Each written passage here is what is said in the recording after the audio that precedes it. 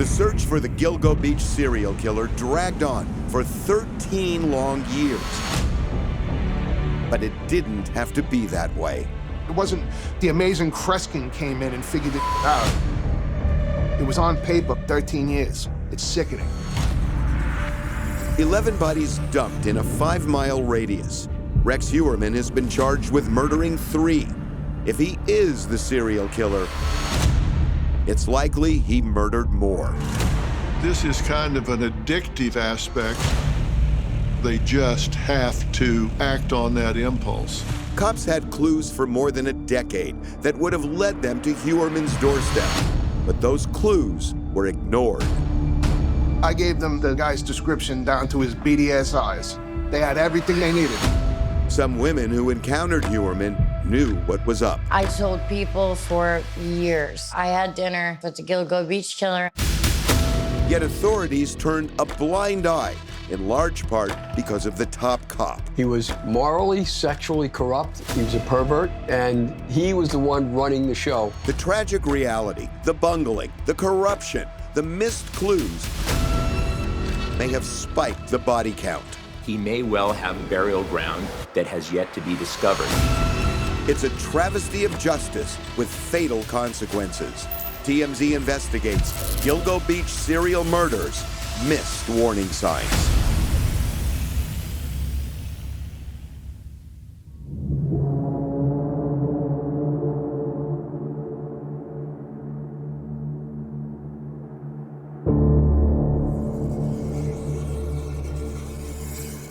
Rex Heuermann is a demon that walks among us.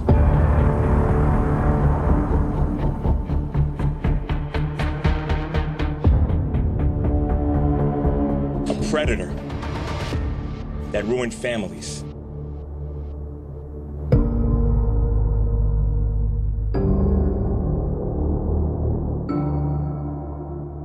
If not for the members of this task force, he would still be out in the streets today.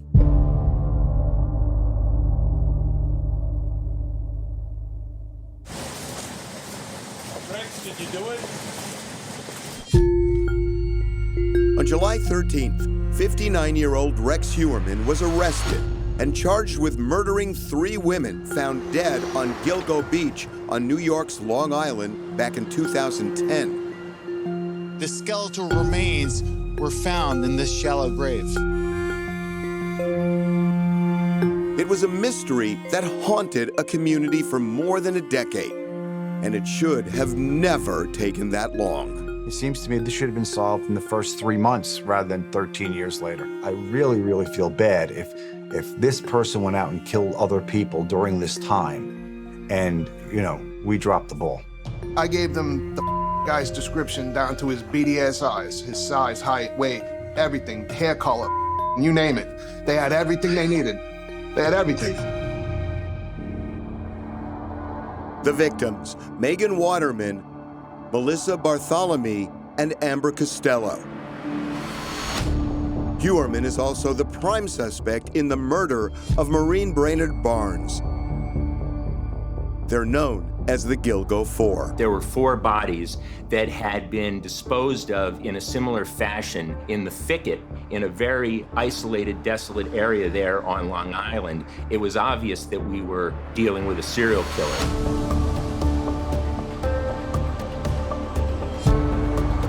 And there's another common thread. All of them were sex workers.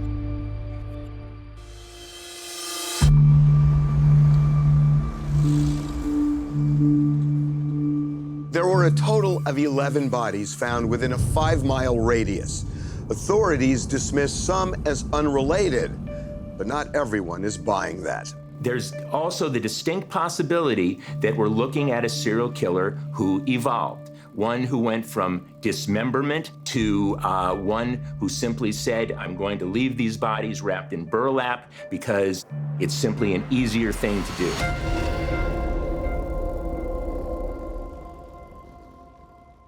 State police.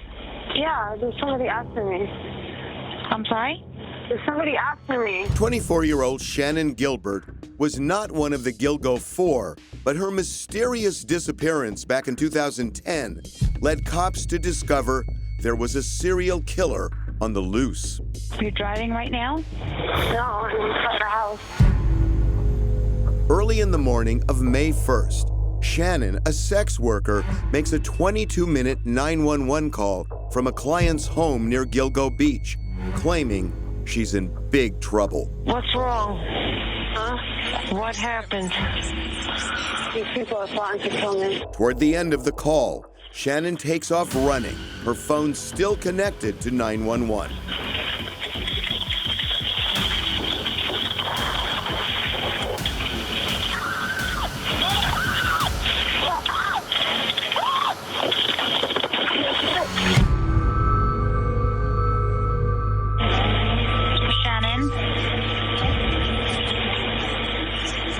I wonder if she has a phone in her pocket.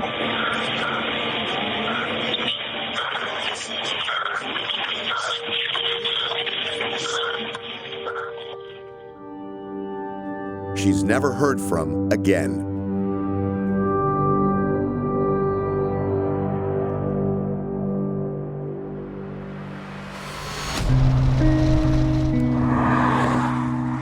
Seven months later, on December 11th, 2010, a Suffolk County officer and his search dog are looking for Shannon's body on Gilgo Beach, not far from the last place Shannon was seen.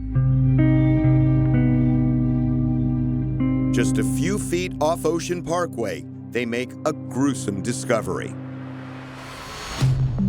It's not Shannon, it's the body of Melissa Bartholomew. 2 days later, 3 more bodies are found. Maureen Brainerd Barnes, Megan Waterman, and Amber Lynn Costello.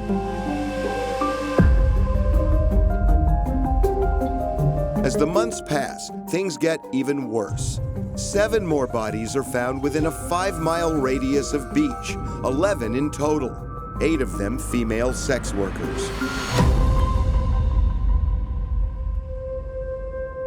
The last body found, Shannon Gilbert's, 19 months after she made that chilling call. All that was left were skeletal remains. It's along a stretch of land, which is sort of an enlarged cemetery for sex workers. Cops say Shannon may have drowned and possibly been under the influence of something, but her family believes she was murdered. Everything Shannon did that night was perfectly rational, and look at the consequence. What happened to her is exactly what she predicted was about to happen to her. Here's the enraging thing. During the 13 years the case went nowhere, other women may have been murdered, because serial killers typically have uncontainable, murderous tendencies. Some of these people do stop for periods of time, but the chance that he went dormant for that long a period of time, 13 years, is a very low probability. It boggles my mind. I hope to God that their incompetence didn't cause someone else to lose their life, because that would be a horrible, horrible thing for them to live with, to anybody to live with, because this really clearly should have been solved right away. Rex, did you do it? Rex Heuermann was arrested in July at his architecture office in Manhattan. He has pled not guilty to multiple murder charges.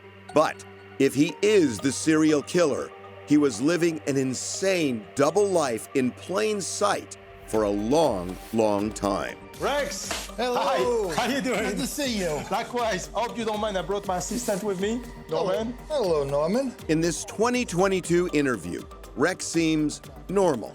Hard to believe this man could be a ruthless killer. What do you think is the most important qualities a person in your position dealing with the DOB must have? Patience. What is this job taught you about yourself? I think it's taught me more about how to understand people. On many levels, Heuermann seemed like a regular guy, a college graduate married to his second wife, Asa Ellerup for 27 years. He raised 2 kids, a daughter and a stepson, both adults now. That was one life. But cops say his other life was steeped in evil. He's definitely somebody that should not be out in the public and being involved with other human beings. It is a Jekyll and Hyde, and I think we have enough information now, sadly, tragically, about serial killers that have done exactly what we're describing here, living parallel lives. It's selfie time. Selfie time. You're fast. Ready? 1, 2, 3. Ah! Can you smile? That is. What these individuals are able to do, they are able to seamlessly flip a switch and go from family man, go from husband and father to sadistic killer. And they can do it without any sort of shame, guilt, angst, no sense of right and wrong. So sadistic, he allegedly called Melissa Bartholomew's sister to taunt her from Melissa's phone. When she was missing for a few days, and then the phone rang and it said Melissa, like from her phone. And Amanda, the sister, said, "Melissa, where have you been? We've been looking for you." And then she heard that voice of the killer. When you see an offender, reach out to family members that are already suffering and call them over and over and over to increase their suffering. You have someone who enjoys watching people suffer. And that's exactly what we have here.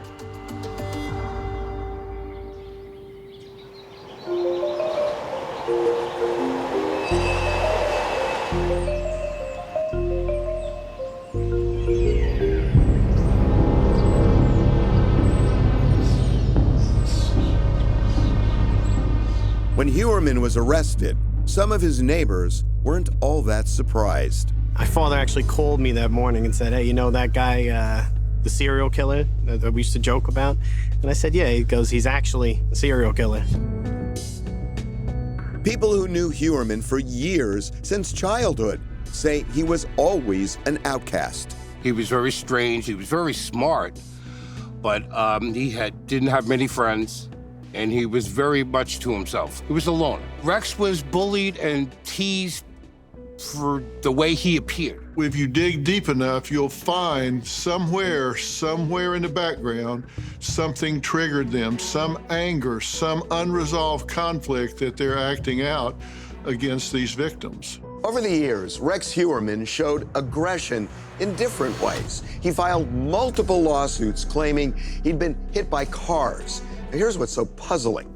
If he is the serial killer, why would he draw that kind of attention to himself? The fact that Rex Heuermann may have been involved in a number of legal cases where he was suing folks, that would indicate someone who is so narcissistic, things have to go his way, and wanting control and domination of others. They look at it from only their point of view, and they're so arrogant, they think, I'm above the law. Nobody's going to look at me. Nobody's going to catch me. I'm a respected architect. I know what I'm doing. People think I'm a big deal here. They'll never suspect me. And sadly, in many cases, that turns out to be right. In March of 2022, authorities finally zeroed in on Heuermann, and the walls started to close in. We were able to get his internet searches. He was making inquiry with regard to the Gilgo investigation over 200 times. He was also doing a lot of searches with regard to a lot of torture porn and other rather disturbing searches. Heuermann was also Googling family members of the victims, including a child. Cell phone records put Heuermann in proximity to all 4 victims. Authorities used DNA from a discarded pizza crust to match Heuermann to hair found on one of the victims. We looked at travel records and we were able to establish that the wife and the children were out of the state during the time of the commission of those crimes. After his arrest on July 13th, cops spent 12 days searching Heuermann's home, digging up his yard. No bodies, but they unearthed a boatload of evidence, including nearly 300 firearms. And here's a chilling detail. Heuermann also owns properties in Las Vegas and South Carolina. Investigators want to know, in the 13 years the case went unsolved, did the accused Gilgo serial killer murder way beyond the confines of his hometown? Not only are we worried about other lives being lost, not only here in Suffolk County, but we're looking at South Carolina, we're looking at Las Vegas, we're looking at anywhere Rex Heuermann might have been. You can't assume in a situation like this that you have found all these victims. This person traveled out of state. He had places in other locales. For anyone to assume that this person killed all these people and then stopped in 2010, I don't believe that. There was critical evidence sitting right in Rex Heuermann's driveway. Evidence that went unnoticed by cops for more than a decade. Evidence that could have put him in cuffs and spared other women their lives. And one of the reasons cops dropped the ball is mind-blowing.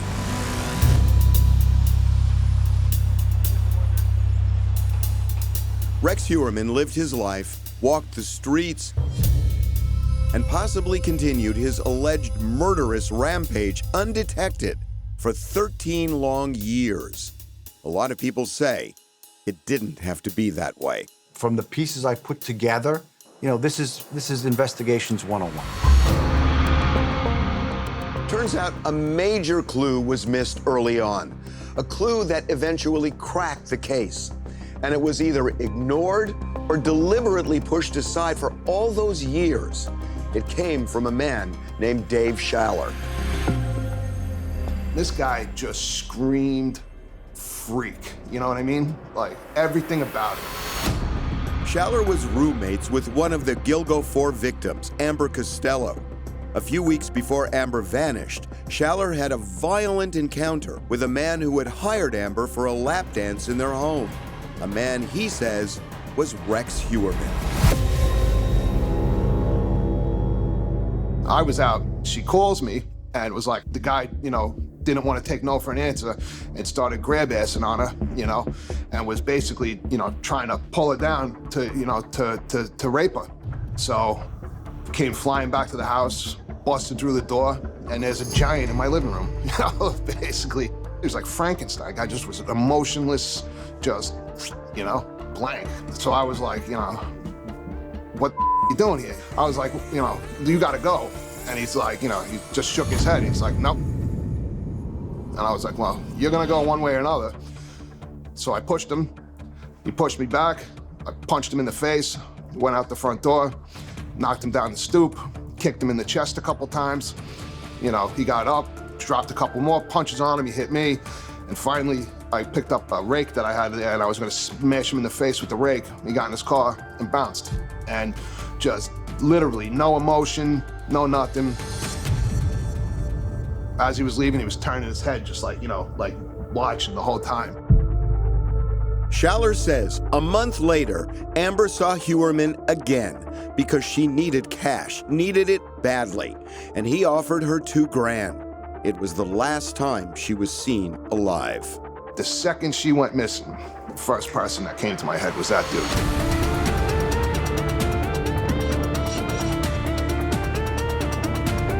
Schaller told police about the incident in chilling detail a few days after they found Amber's body. Then 2 more times right after that. He described the exact type of truck the man was driving, a dark green or black Chevy Avalanche. Yet cops never followed up. All they had to do was run avalanches in Massapequa and the case is over, They had someone telling them that it was a Chevy Avalanche, that it was a 6'5" guy who looked like an auger. And if you went on Google Maps and went up and down the street, you saw the car parked in the street. Right in front of the Heuermann's home. Sometimes parked on the street, sometimes right in his driveway. This could easily have led to an arrest years ago, before other victims may have been murdered.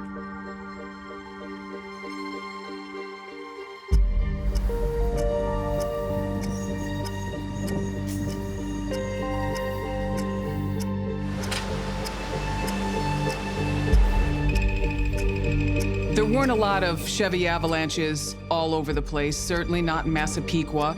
That to me would seem like an aha moment when you saw it. It's like we almost got you. This one particular tip or lead should have gone to the very top of the pile, in my opinion.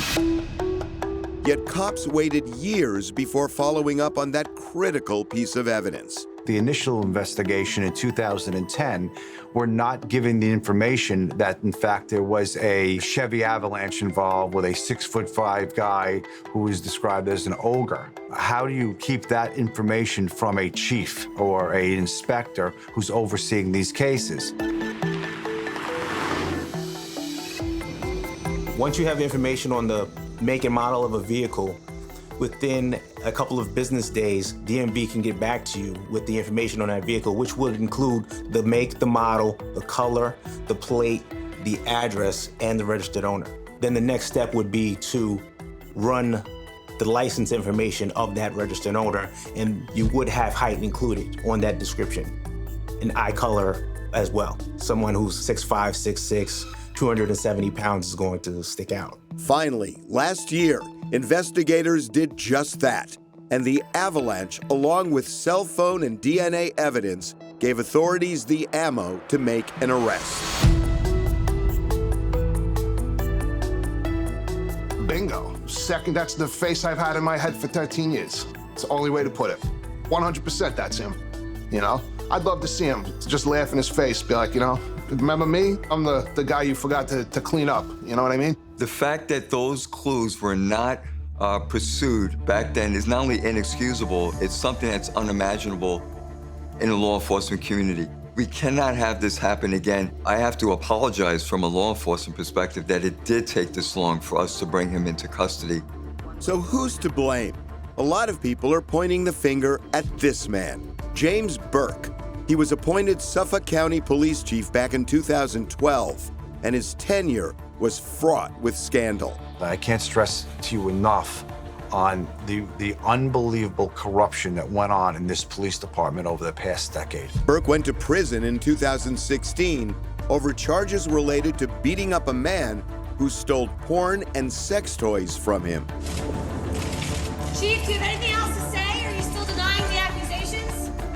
And the Suffolk County DA at the time, Tom Spoda, went to prison for obstructing the investigation into Chief Burke. But there's more. Burke allegedly had sex with prostitutes himself. A lot. His critics say the last thing Burke wanted was to put the spotlight on sex workers found dead in his jurisdiction. I knew him, and he was not fond of women, and clearly has a propensity to patronize prostitutes. He was morally, sexually corrupt. He was a pervert, and he was the one running the show. Burke had no problem taking his sex worker girlfriends, plural, to police affairs, functions.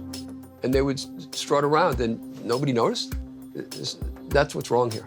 I think that between Burke and that other idiot, the other DA that got brought up on charges, I think that they sacked the case because a lot would have tied back to them.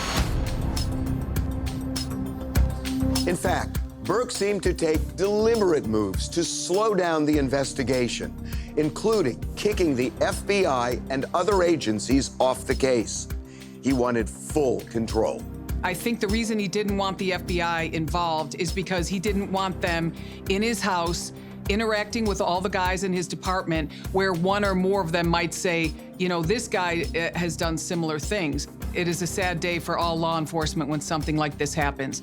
The commissioner of police, with Burke's urging, shut down the investigation in January of 2011 because he said that cadaver dogs, plural, didn't like to work in the wintertime.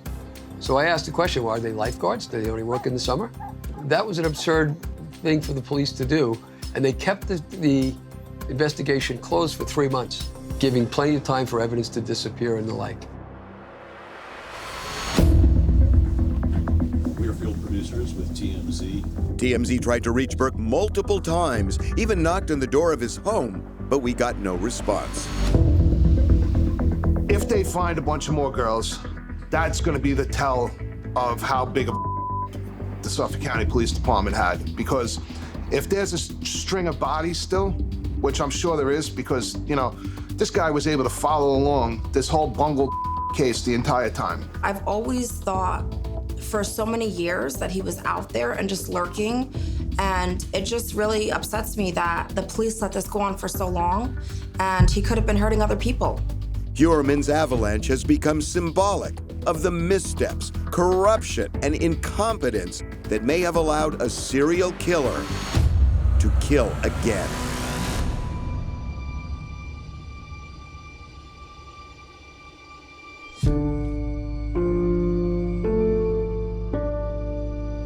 Amber was like the most loving, just sweetest girl. And, you know, these girls they're human beings. They're people. So.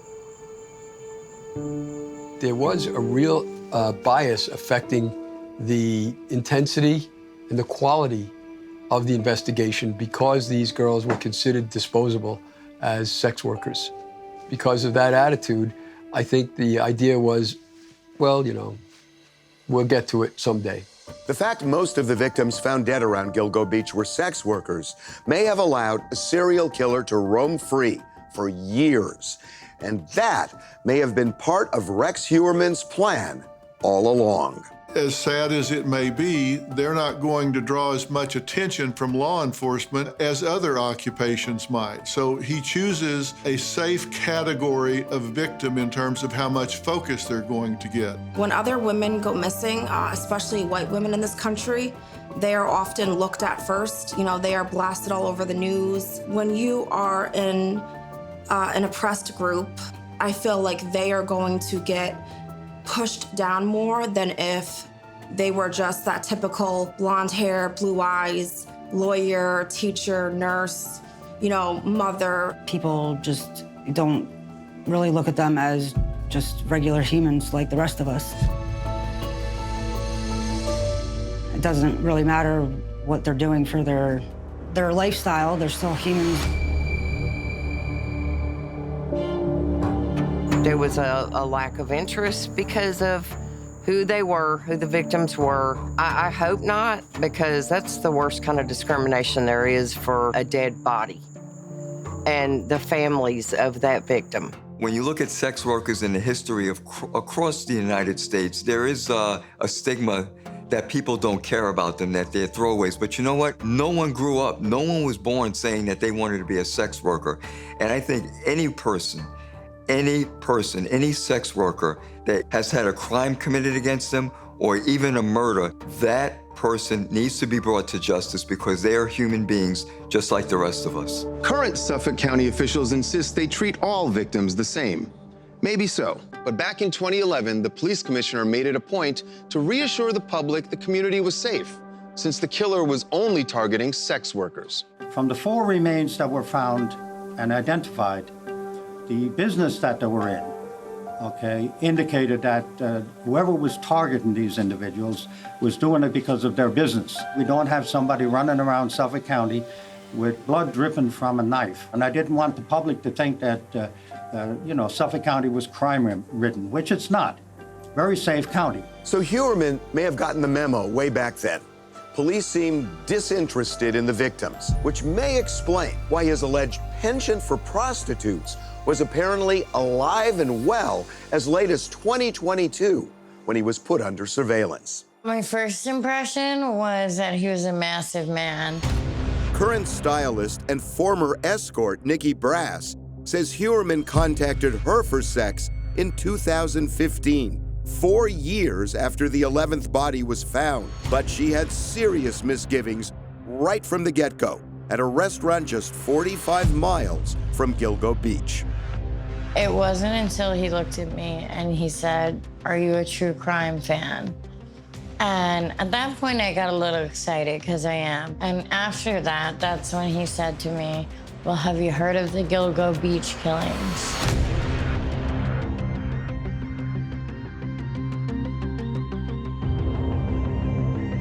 I was like, of course, I'm from Long Island. We all have. It was just when he started to talk about it that things took a change, and I realized there was a problem. It was because he sat up straighter. You know, he had this smirk on his face, and it seemed more like somebody who wanted to brag and relive the crimes they were committing. When Nikki sensed she was in danger, she stepped away and called a friend to come meet her in the parking lot, just in case. I have never in my life, at that time when I was doing those things, felt scared, felt fear, or felt the need to get away. So towards the end of the date, he had said, "Are you gonna come back with me?" I said, "It was really nice meeting you. Thank you for dinner, but I'm gonna have to say no." I have a friend waiting for me in the parking lot just to make sure I get home safely. You could tell he seemed like very visually agitated and like angry that I didn't want to go with him. We didn't hug. He was like almost hovering over me with his thighs. And you could tell again, he was mad. He did all this work and I didn't go with him. As they went their separate ways, it was clear to Nikki she had just escaped a brush with death. I 100% thought Rex was the Gilgo Beach killer. I told people for years, many people for years, I said, I had dinner with the Gilgo Beach killer and I know it. Nikki didn't tell police about what happened because at the time she was on probation for drug possession. But she has no doubt the man she met that night was Rex Heuermann, a man who police could have caught 4 years earlier had they jumped on obvious clues. I want to testify against him. I want people to know he was out hunting even after those women were found. And I want people to understand that like these women mattered and they had a chance of a better life. They had a chance to become mothers and wives and do things with their lives, and they had that taken away from them because he's a monster. The looming question, were there other women not as lucky as Nikki Brass?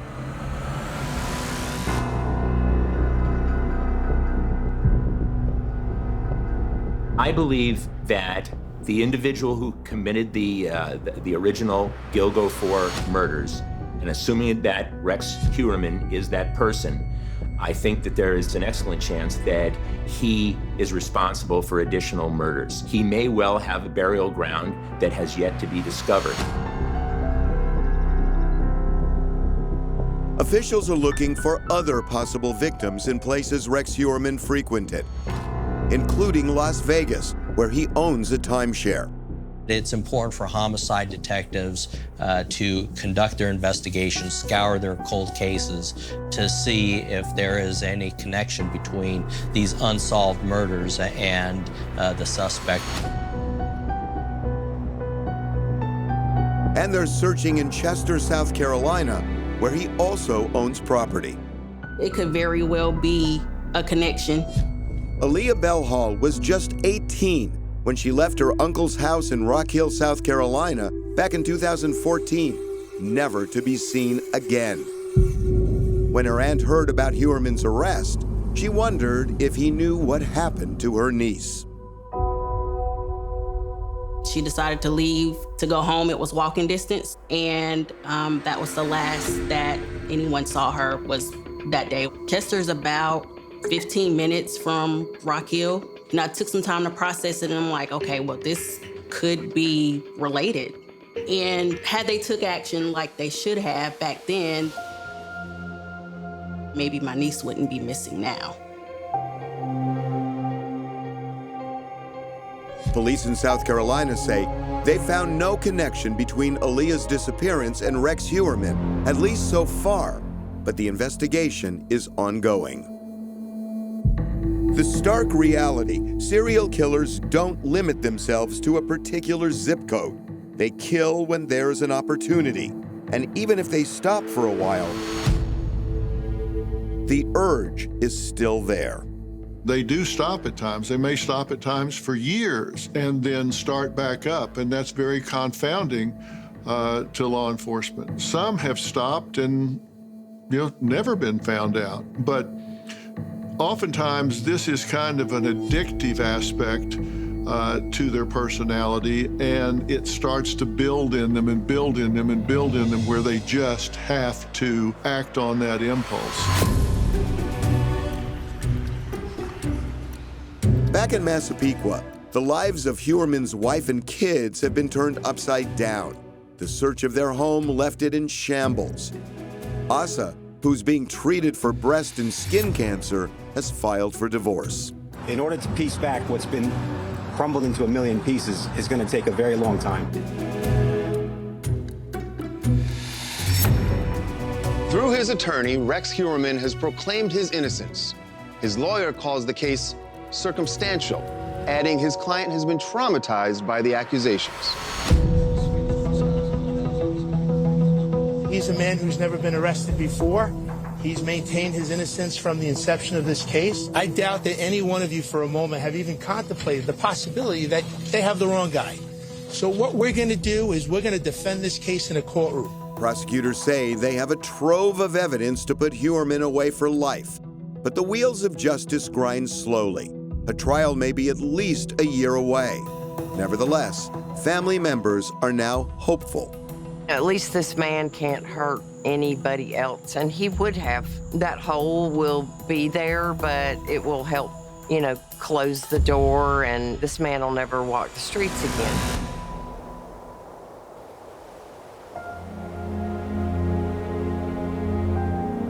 We're all here to celebrate the lives of these women, also to pay respects to them. They were all beautiful women. They weren't just prostitutes, as everybody is saying. They were daughters, sisters, cousins, nieces, mothers. A few months after the bodies of the Gilgo Four were found back in 2010, family members held a vigil to honor their lost loved ones. They had no idea back then it would take more than a decade to track down a suspect and put him behind bars. Before we hung up, I always said, I love you, be careful. I said, if you get in trouble, it's not like you're right around the block. I said, it's gonna take me 7 hours to get to you. She loved her daughter so much. She was just very kind-hearted, She made mistakes, who doesn't? She didn't deserve this. Nobody deserves this. She was a sweetheart. The whole time that we knew her, she always, bent over backwards to, whatever it was. She was a good kid, She was a little itty-bitty, teeny-tiny girl, but she had the biggest heart and the most nurturing nature, the most mothering nature. She tried to take care of everybody and every little thing. You have so many questions. Why? How? Why my sister? Why did you pick her? How did you pick her? How did you get her? Did my sister cry? Did she beg? Did she say, please, please, I have kids? There'll be all those answers that I'm pretty sure the killer won't answer.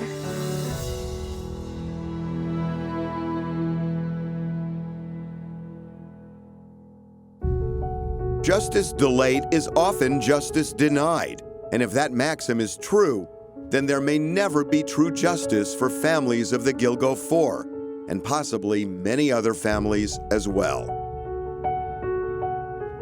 But there may be a measure of peace. If Rex Heuermann is the serial killer, a monster may finally be contained, his long reign of terror over. And after so many years, too many horrifying years, there could once again be tranquility on Gilgo Beach.